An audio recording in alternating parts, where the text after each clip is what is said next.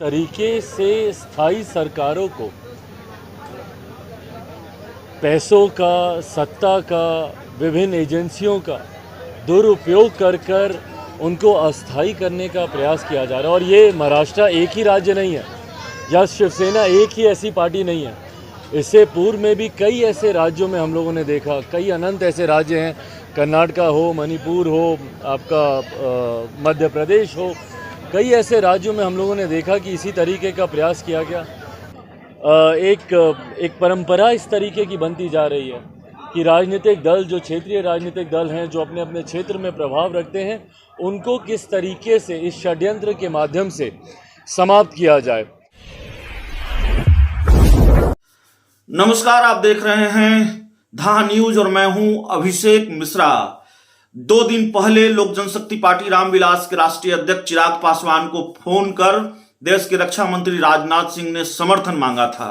खबर बड़ी इसलिए हो गई कि राजनाथ सिंह ने चिराग पासवान से 15 मिनट की बातचीत में यह बार बार दोहराया कि आप एनडीए का हिस्सा हैं और प्रधानमंत्री नरेंद्र मोदी भी चाहते हैं कि आप एनडीए में रहें। आपको हमने एनडीए से अलग कभी नहीं माना है। जब ये खबर सामने आई, जब ये बात सामने आई और चिराग पासवान ने जब ये कहा कि राजनाथ सिंह का फोन आया था, ये बातें कही गई हैं। हालांकि उससे पहले सूत्रों के हवाले से लगातार सभी जगहों पर ये खबरें चल रही थी, तो ये लगा कि चिराग पासवान और बीजेपी के बीच की दूरियां मिट रही हैं। तो ये लगा कि चिराग पासवान और बीजेपी एक बार फिर साथ आ सकते हैं क्या, यह सवाल महत्वपूर्ण हो गया। लेकिन चिराग पासवान ने एक बार फिर बीजेपी को आईना दिखाया है।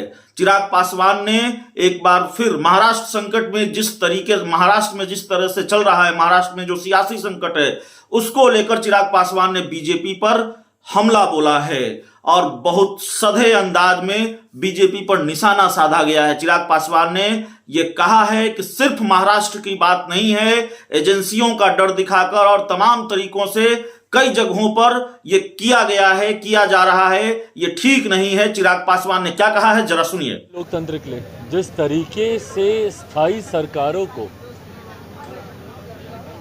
पैसों का, सत्ता का, विभिन्न एजेंसियों का दुरुपयोग कर उनको अस्थायी करने का प्रयास किया जा रहा है। और ये महाराष्ट्र एक ही राज्य नहीं है या शिवसेना एक ही ऐसी पार्टी नहीं है।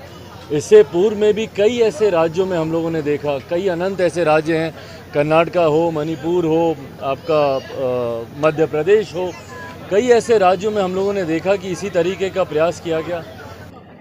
एक परंपरा इस तरीके की बनती जा रही है कि राजनीतिक दल, जो क्षेत्रीय राजनीतिक दल हैं, जो अपने अपने क्षेत्र में प्रभाव रखते हैं, उनको किस तरीके से इस षड्यंत्र के माध्यम से समाप्त किया जाए।